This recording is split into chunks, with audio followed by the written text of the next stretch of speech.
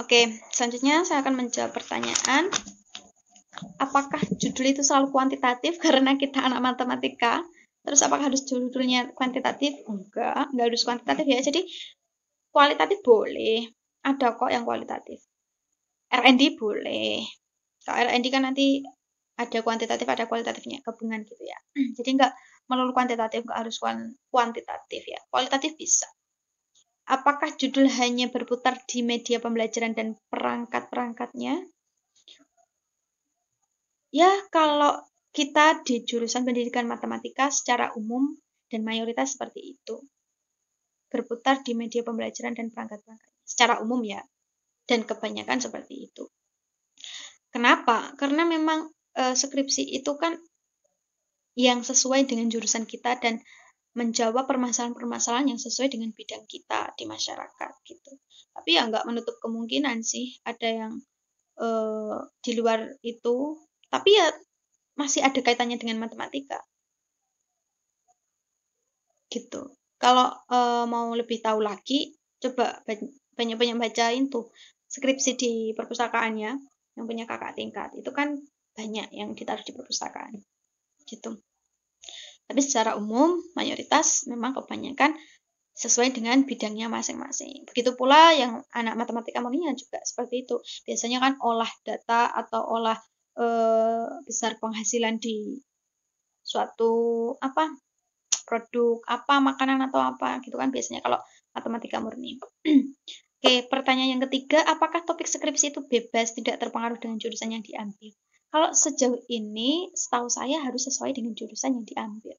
Sejauh ini ya, karena dulu saya pun juga pernah bertanya, apakah boleh misalkan penelitian itu di jenjang MI gitu. Padahal kan ada matematikanya juga. Tapi waktu itu dijawabnya, kalau pendidikan matematika itu fokusnya pada jenjang SMP atau SMA gitu. Kalau MI atau SD itu namanya sudah fokus jurusannya PGSD atau PGMI kalau di UI. Seperti itu. Ya mungkin kalau pertanyaan itu pemahaman saya seperti itu ya, sesuai dengan jurusan. Oke, selanjutnya pertanyaan trik menyelesaikan skripsi yang cepat tapi juga tepat itu bagaimana? Oke, skripsi yang tepat dan cepat itu tentunya harus dimulai dari diri kita sendiri. Pertama, mood ya. Kita harus pintar-pintar ngolah mood. Soalnya kalau mengerjakan skripsi hanya mengikuti kemauan kita, hanya kalau mengerjakan hal lagi mood aja, itu menurut saya ya nggak selesai-selesai gitu. Walaupun ada yang mengatakan mengerjakan skripsi itu ya dibikin enjoy lah, jangan stres-stres banget gitu. Tapi menurut saya ya nggak mungkin kalau sesantai itu bisa mengerjakan skripsi, menurut saya. Jadi dari awal, kalau mengerjakan skripsi mau cepat dan tepat, sesuai dengan pedoman yang ada, atau sesuai dengan saran dan kritik dari Dosbing misalkan, yang pertama, bikin target. Bikin target sih. Bikin target. Jadi misalkan, minggu ini aku tuh harus sudah membuat apa saja gitu.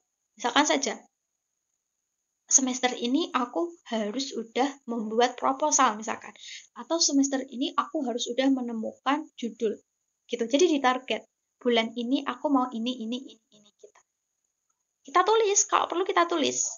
Jadi nanti kita list apa target kita aja. Nanti kalau sudah tercapai kita lingkarin atau kita centang gitu.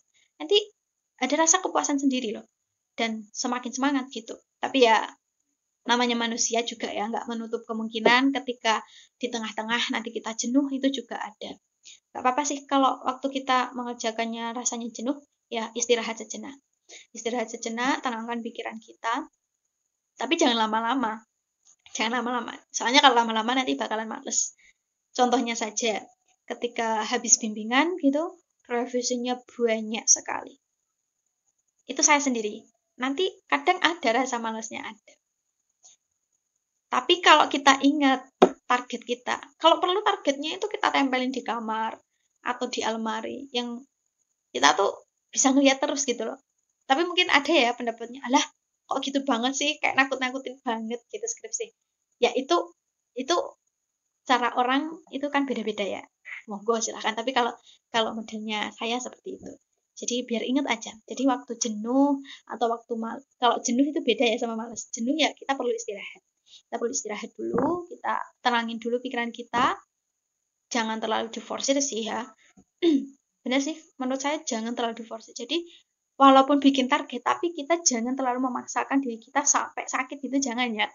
Kalau kayak gitu malah namanya menyiksa. Nanti malah nggak selesai skripsinya, tapi malah kita yang sakit. Gitu. Jadi bikin target, kalau jenuh, istirahat, kemudian nanti kalau sudah agak mendingan, lihat lagi targetnya. Oh iya ya, minggu kemarin aku bisa mengerjakan ini. Minggu kemarin kok aku produktif banget ya bisa menghasilkan misalkan bab 1, 2, 3 selesai ya. Minggu ini aku harus jauh lebih bagus nih, harus jauh lebih produktif, misalkan kayak gitu. Nanti semangat lagi. Gitu. Nah, mungkin beberapa dari kalian mesti ada ya penyemangat sendiri, misalkan orang tua. Itu juga bisa jadi motivasi. Misalkan dipikir, orang tuaku di rumah udah bekerja keras. Masa sih aku di sini cuma leha-leha, misalkan yang di perantauannya yang jauh dari keluarga gitu. Itu bisa jadi motivasi sendiri sih. Misalkan kalian bisa ini sih apa namanya? Aku harus nyenengin orang tua dengan misalkan kalau yang pengen ini ya lulus cepat dan tepat waktu gitu ya. Aku nggak mau terlambat nyenengin orang tua, aku mau benar-benar cepet gitu. Nah, jadi penting sih menurutku bikin list-listan target itu penting menurutku ya. Jadi bulan ini aku harus mengerjakan apa gitu. Memaksakan sedikit sih memang. Tapi ya gitu, kalau saat jenuh atau saat capek ya istirahat, jangan terlalu dipaksa gitu. Terus kalau model saya, mungkin hanya saya ya yang mengerjakan skripsi itu jarang begadang. Ya mungkin ada begadang ketika menjelang sidang saja. Kalau di sebelum-sebelumnya saya jarang begadang. Jadi paling pol-polnya ya jam 11 gitu. Saya mengerjakan skripsinya jam segitu. Jujur, saya nggak kuat kalau yang namanya begadang. Saya mending mengerjakan skripsi itu di waktu pagi-pagi itu. Jadi jam 3 mungkin. Jam 3-an itu enak banget. Jadi pikirannya masih fresh banget buat mungkin. Tapi ya ini kembali lagi sih. Caranya teman-teman, senyamannya teman-teman itu kan beda-beda ya. Kadang kan jam segitu ada yang ngantuk. Terus ada yang betahnya begadang. Ya itu fleksibel sih ya. Cuman kalau saya seperti itu. Soalnya kalau begadang itu juga nggak baik buat kesehatan. Juga menyusun skripsi itu juga penting memperhatikan kesehatan kita. Jangan sampai kita skripsi kita udah jadi tapi kita malah sakit, itu kan payah ya. Jadi dipikir juga kesehatannya. Gitu sih. Jadi skripsi bisa tepat dan cepat itu tadi. Kalau menurut saya bikin target. Kemudian setelah bimbingan, kemudian ada revisi-revisi seperti itu. Itu kalau bisa langsung direvisi. Jangan menunggu. Ya misalkan kalau mau istirahat 1 atau 2 hari. 1 atau 2 hari. Jadi hari ketiga setelah bimbingan itu kalau bisa ya udah harus mulai mengajarkan revisi. Kalau enggak, itu nanti males. Dan udah lupa. Karena walaupun kita nulis ya, kita nulis itu kadang suka lupa. Apa sih maksudnya ini tulisan ini tadi dosen itu ngasih masukan apa ya? Itu kadang suka lupa. Kalau aku gitu. Kadang suka lupa. Jadi mending langsung dikerjakan revisinya seperti apa gitu. Nah, nanti kan kalau udah direvisi, jangan nunggu mood untuk disetor ke dosen. Jangan nunggu mood. Kalau bisa langsung. Bu maaf ini mau revisian saya mohon dikoreksi. Karena kalau nunggu mood nggak semua dosen loh ya yang kita ngirim hasil revisiannya kemudian beliau langsung merespon, itu nggak semua dosen kayak gitu. Jadi kita juga jaga nih kalau responnya beliau itu juga lama gitu. Jadi dari mulai kita lah yang gercep nanti juga insya Allah dosennya akan merespon dengan cepat. Menurut saya gitu. Dan tepat, skripsi yang tepat ya kalau misalkan dosen memberikan masukan, kita paham, ya langsung dikerjakan. Kalau belum paham ya langsung ditanyakan, maksudnya bagaimana ya Pak Bu gitu. Kalau masih belum bisa paham, bisa nanti diskusi ke temennya, menurut kamu gimana sih, kok saya punya dapat masukan seperti ini ya gitu. Jadi menurut saya itu kadang kan ada ya, aku tuh nggak enakan kalau misalkan mau tanya teman soal skripsi, takut menyinggung soalnya dia belum nemu judul misalkan, atau saya tuh takut dikirain saya sok-sokan karena saya sudah ACC misalkan. Menurut saya mengerjakan skripsi itu, di tengah-tengah mengerjakan skripsi saling diskusi sama teman itu penting. Jadi jangan dari kita sendiri ya, jangan minder, aku kalau mau tanya gini takut deh, aku malu, aku kan baru bikin proposal, dia udah habis seminar proposal bahkan. Jangan minder seperti itu. Jadi kok bisa ya diskusi, tukar informasi gitu. Nanti biasanya dari diskusi itu nanti kita dapat solusi dari bimbingannya yang mungkin bulat, revisinya yang belum dapat pencerahan. Nah, dari diskusi itu nanti nemu jawaban gitu. Jadi jangan minder-minderan lah, jangan yuk diem-diem aja gitu. Saling menyemangati sama teman-teman seangkatan gitu sih. Oke, pertanyaan selanjutnya, bagaimana tips sidang lancar? Sidang lancar ya tentunya siapkan mental juga yang kuat dan kuasai skripsi kamu. Menurut saya kalau skripsinya buat sendiri, insya Allah mudah menjawab pertanyaan-pertanyaan dosen itu. Pahamlah kira-kira pertanyaan dosen seperti ini, jawaban saya itu di mana gitu. Biasanya paham. Dan kalau saya kadang, jadi teman-teman itu kan banyak ya tipenya. Ada juga yang dia itu nggak ngeprint naskah skripsinya, jadi dia suka pakai kata-kata dia sendiri. Jadi dari skripsinya dia yang tebal, dia ringkas sendiri, mulai dari latar belakangnya sampai hasil pembahasannya dia ringkas sendiri pakai folio. Kemudian waktu sidang dia hanya sebatas ngelihat folio saja, kemudian bisa lancar menjelaskannya.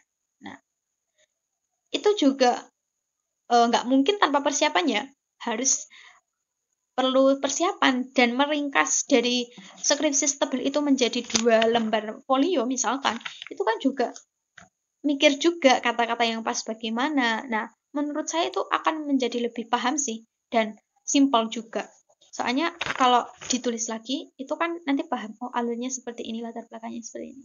Jujur ya, walaupun skripsi itu dibuat sendiri, ketika kita ditanyain tapi keadaan kita grogi, itu nanti blank semua. Jadi mau jawab A malah menjawab B. Itu biasanya malah jadi bahan pancingan dosen penguji biasanya.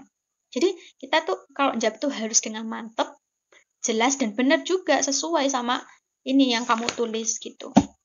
Andaikan misalkan kalian itu menjawab, ini penelitiannya dimulai tanggal berapa, misalkan kamu jawab tanggal segini, itu nyatanya, tapi yang ditulis di skripsi yang kamu serahkan ke dosen itu beda sama yang kamu ucapkan, itu nanti jadi bahan perdebatan, jadi pertanyaannya, loh ini kamu penelitian beneran atau enggak, jangan-jangan dimanipulasi gitu. Jadi benar-benar penting ya, menyiapkan mental itu benar-benar penting, menyiapkan mental, dan jangan lupa lah doa, itu yang penting gitu sih. Sidang yang lancar, jadi materinya siap, penguasaan materi skripsi kamu siap, dan kalau bisa sih, kalau kadang kan ada ya yang tanpa latihan itu bisa jawab juga ada, tapi nggak salah juga kalau misalkan malamnya kalian baca-baca skripsi kalian, kemudian kalian latihan cara menjawabnya bagaimana, gitu juga bisa. Itu akan menjadi tambahan lebih mantap dalam menyiapkan jawaban. Bukan menyiapkan jawaban ya, saat menghadapi pertanyaan dosen penguji itu kalian lebih fleksibel, lebih nyantai, lebih enjoy, dan lebih bisa jawabnya itu secara tegas tapi juga benar gitu loh, nggak grogi gitu. Itu sih tips sidang lancar. Dan ketika misalkan ditanyakan dosen gitu ya, kamu sebisa mungkin harus mempertahankan jawaban kamu itu. Jadi sebisa mungkin mempertahankan, jangan goyah gitu. Bahkan ada yang saat sidang itu kemudian dia mengulangi dari nol, artinya judul dia juga mulai dari nol, penelitian juga mulai dari nol, itu juga ada. Udah ada yang pernah kejadian seperti itu. Jadi ya bismillah lah. Dan siapkan jawaban Anda itu yang benar-benar kuat, benar, dan sesuai dengan yang Anda lakukan, dengan penelitian yang Anda lakukan. Gitu. Ini pertanyaan terakhir ya. Apakah skripsi dari para mahasiswa saat ini benar-benar menjawab kebutuhan publik? Kalau menurut saya ya, skripsi mahasiswa itu banyak memberi manfaat kepada publik. Kenapa?